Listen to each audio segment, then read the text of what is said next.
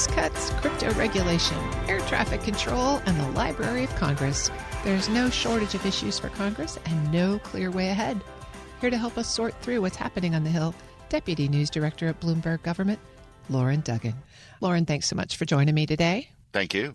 So no shortage of topics to talk about with what's going on the Hill, but let's start with taxes. A little salt, a little pepper. What do you got? Well, this is a big week for the tax and spending plan that Republicans want to advance. It has a lot of Donald Trump's top Republican agenda items in it.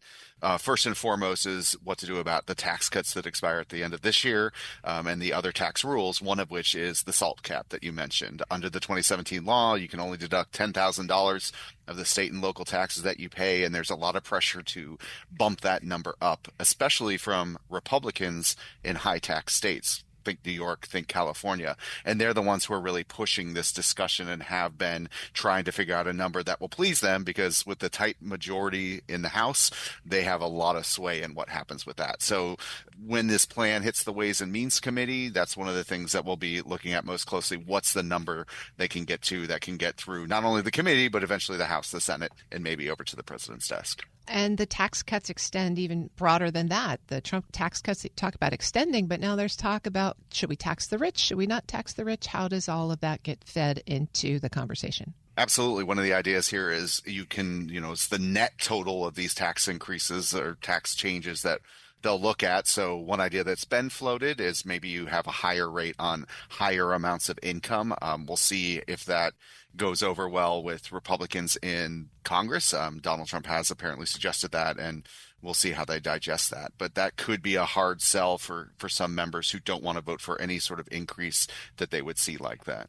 And the timeline for all of this to be sorted out is still Memorial Day, is it not? That's the target they're aiming for. So we have this action this week. We talked about the Ways and Means tax part, but energy and commerce looking at Medicaid and other things, agriculture looking at the SNAP program, possible changes there. They have to do that work. Then it goes to the House Budget Committee, and then it would go to the House floor, and they might have to make changes before that vote. So Memorial Day is a target. The recess that's supposed to be Memorial Day week, some people have already said they've been told maybe be a little flexible. We'll see what happens there. But they really want to get that bill through the House to then go through the next stages, because this is only really the beginning.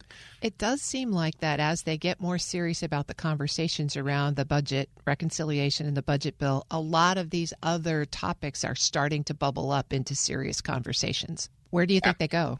Absolutely. I mean, I think we'll have to see, because the Senate is its own independent body, and every member there has their ability to shape things and change things. The vehicle that the House will send over, this reconciliation bill, there could be things in there that run afoul of something called the Byrd Rule, which limits what can go in reconciliation.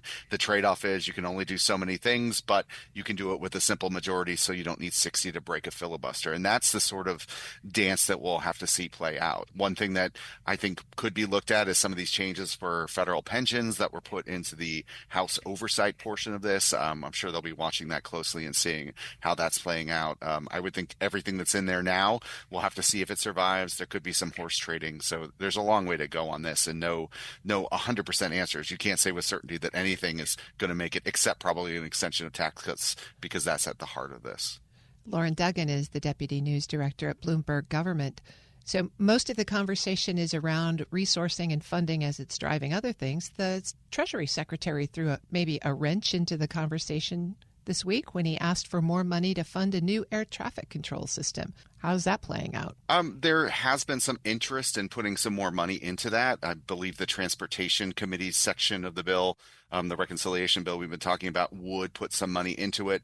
Clearly, there have been some issues with air traffic control, both locally here, DCA, we know what's happened there, but then the outage that was at the Newark airport has also generated some alarm and some concern. And so that's, I think that's a proposal that's out there. Congress will need to weigh it and figure out how they want to do it. It could be a little bit of this year, a little bit into future years as well. But I would think that aviation sector, it's something where people do want to invest. There could be some bipartisan consensus there. Whether it's in a vehicle that gets that bipartisan support, we'll have to see. Well, the FAA's been trying to spend money on a new air traffic control system for decades. So are we thinking that this just expedites the current system, or really would start a whole new program to replace it? It sounds like with the Secretary Duffy wants to do is replace radars, revamp some towers, build new ones. So, there's a lot that they're hoping to do here, and then also replacing some of the telecommunication systems. So it's a modernization effort, but you are correct. There have been modernization efforts in the past that have either gone along slowly or maybe not finish that. And technology also continues to advance, and I think you're probably constantly chasing that. So the system, they say, is outdated, and they're going to do what they can to try to update it as long as Congress and the administration can come on the same page with that. Well, speaking of advancing technology, there was discussion last week about crypto regulations. Are we looking at something that might hit that industry shortly? It could. It's the first federal roadmap for stable coins, as they're known, which is part of the crypto ecosystem. Senate Republicans and Democrats had been working on a bill. Senate Republicans tried to move forward with a version of that, and some Democrats, even the ones who were for the bill, weren't ready to move forward. They want to see some changes, and feeding into this is a discussion as well about the president, his family, and the cryptocurrencies that they've come up with. So there's not a path forward yet on that.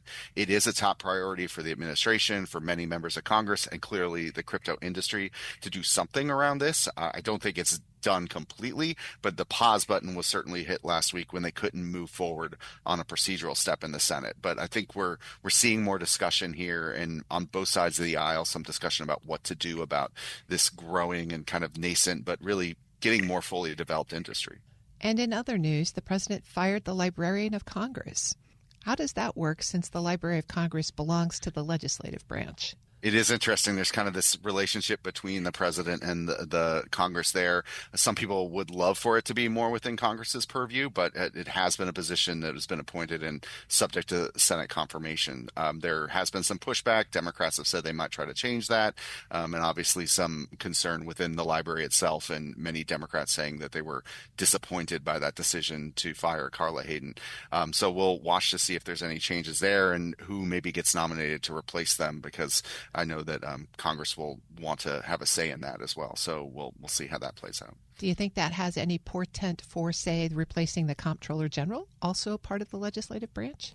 It's a good question. I haven't heard much about that yet, but that's clearly a position where GAO's work is also seen as a gold standard, and people turn to it. The administration uses that, and Congress uses it to show what's important and what's at risk and what needs to be done. So all these agencies, I think the relationship here between the president and officials that he appoints is really in question right now on so many different fronts, whether it's independent agencies, Democratic nominees that a Republican president might make.